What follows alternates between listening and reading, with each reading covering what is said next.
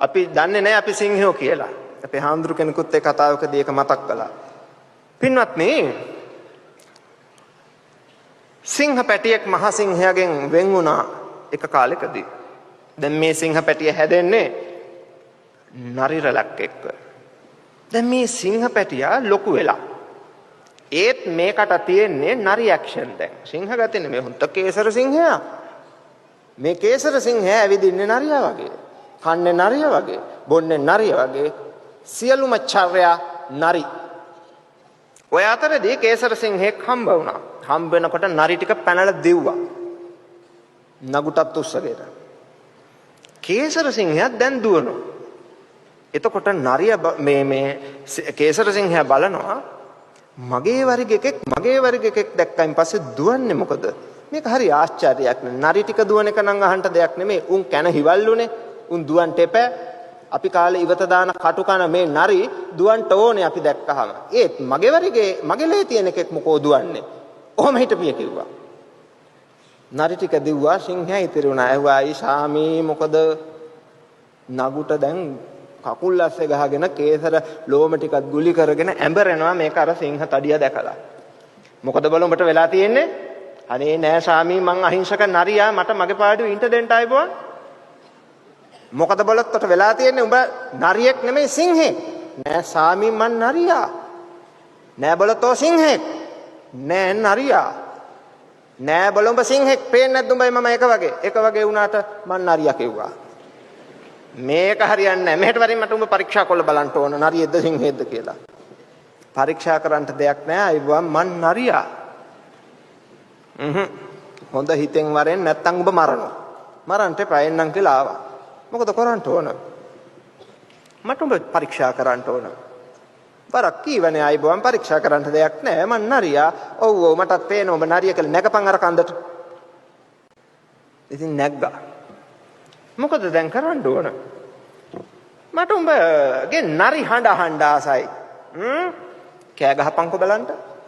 බෙන් එන්නේ නරි හඬද වෙන හඬක්ද කියලා? පින්වත්නි මොක උනත් ඇඟේ තියෙන්නේ සිංහලේ. ඇල්ටේෂන් උනත් පොමරේනියන් උනත් ජර්මන් ෂෙපර්ඩ් උනත් මොකක් උනත් බල්ලා. සිංහයා. බල්ලට අඬ ගැහුවට පින්වත් බල්ලෝ එන්නේ කියලා නැත්නම් යන්න කියලා ඌ යන්නේ නැහැ දැවටි එන ජුබ් බල්ලා කිව්වම ඌ දුවනවා. බල්ලන්ට කතා කරන භාෂාවක් තියෙනවා. එතකොට සිංහයා වෙනයි. එතකොට මේ සිංහයා කිව්වා හොඳයි එහෙනම් කෑ ගහන්නම් කිව්වහම මේ සිංහයාට එනවා නිකන් අමුතු ගතියක් ඇඟට. අභිමානයක්. මේක තුන් සැරයක් වටපිට බැලුවා. බලලා මොකද කළේ? හූ කියමි කියා හිතලා මරහඬින් කෑ ගැහුවා. පිට උනේ හූ හඬ නොව ගර්ජන හඬ මුළු වනයේම දෙවනත් වුණා. මොකද ඉඳලා කෑ ගහපු කෑ ගහිල්ලනේ. දෙදරන්න පටන් ගත්ත කැලේ. අලි ඇත්තු අස්සයෝ වල් සත්තු සියල්ල හිස් ලූලුවත පැන දුවන්න පටන් ගත්තා. කේසර සිංහයා අහනවා දැන් දැක්කද උඹ සිංහෙක් කියලා? දැන් තමයි දන්නේ මං සිංහෙක් කියලා. ආර්ය සිංහල වංශයේ උපන් මේ ශ්‍රේෂ්ඨ සිංහලයන්ට නරිත් එක්ක ඉඳලා තමන්ගේ වංශය අමතක වුණා. සමහරව අහනවා මොකද මේ විජය නැමැති පල් හොරාගේ අතේ පිරිත් නූල් ගැට ගහන්න කිව්වේ කියලා බුදුරජාණන් වහන්සේ. කවුරුත් හොඳින් මතක තියාගත්තොත් හොඳයි. ඒ විජය රජතුමා නැත්තම් ගාමිණී අභය රජෙක් නැහැ. මහා වංශ කියවල බලන්න. පරපුර මොකද්ද කියලා අපි කියමුකෝ ඔතන ඉන්න ඔය මහත්තයා කොච්චර සිල්වත් උනත් ගුණවත් උනත් මේක මම උදාහරණයකට ගන්නෑ කවුරුත් නැති නිසා ළඟ මෙතුමගේ සීයා පිස්සු නටනවා නම් බේබද්දෙක් නම් මේ මුණුපුරා අපට අවශ්‍ය නිසා සීයාගේ අතේ පිරිත් නූල් ගැට ගහලා හරි සීයා රැක ගන්න ඕනේ මොකද මේ මුණුපුරා ගන්නට විජය රජතුමා පණ්ඩු වාසුදේව රජතුමා අභය රජතුමා පණ්ඩු කාබේ රජතුමා මුටසීව රජතුමා දේවානම්පියතිස්ස රජතුමා දේවානම්පියතිස්ස රජතුමාගේ සහෝදරයා මහානාග රජතුමාගේ පුතා යටාලතිස්ස රජතුමාගේ පුතා ගෝඨාභය රජතුමා ගෝඨාභය රජතුමාගේ පුතා කාවන්තිස්ස රජතුමා එතුමගේ පුතා ගාමිණී අභය රජතුමා එතුමගේ සහෝදරයා සද්ධාතිස්ස රජතුමා එතුමගේ පුතා තුල්ලත්තන ලජ්ජිතිස්ස කල්ලාටනාග වට්ටගාමිණී අභය මහාචූලික මහාතිස්ස ඔය විදිහට අපේ රාජාවලිය යන්නේ දුර්ලභංච manussත්තං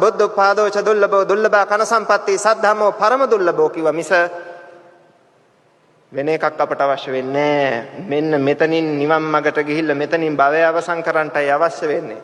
නැතුව වංශ කතා වෙන රජවරු ගැන කීකින්ට නෙමෙයි. අපට ඊට වඩා බුදුරජාණන් වහන්සේ වටින බව හැමෝම මතක තියාගත්තොත් හොඳයි.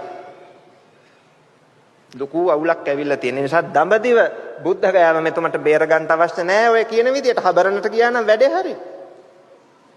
මොන අපරාධයක්ද මෙතුම මේ කළා තියෙන්නේ බුද්ධ ගයාව කරන අඩු කියලා.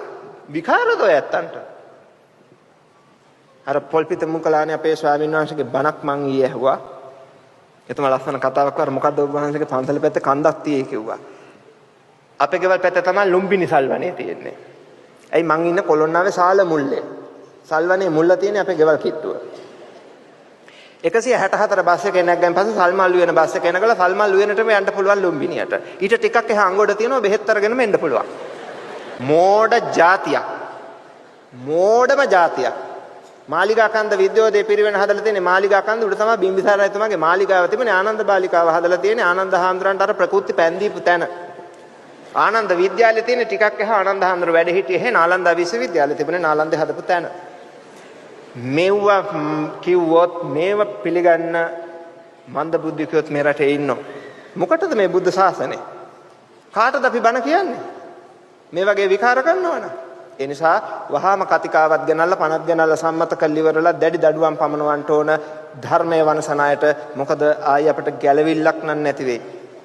ඒ නිසා අපේ මහානායක ස්වාමින් වහන්සේලා එකට එකතු වෙලා කතිකාවතක් ඇති කරගත යුතුයමයි. මේවා සමාදානෙන් විසඳ ගන්නට බෑ. මේවට නීති ගෙනල්ලා පනත් ගෙනල්ලා සම්මත කළ යුතුයමයි. කතිකාවත් කියලා එදා රජවරු හැදුවා. හදලා ශාසන සුද්ධිය කළා.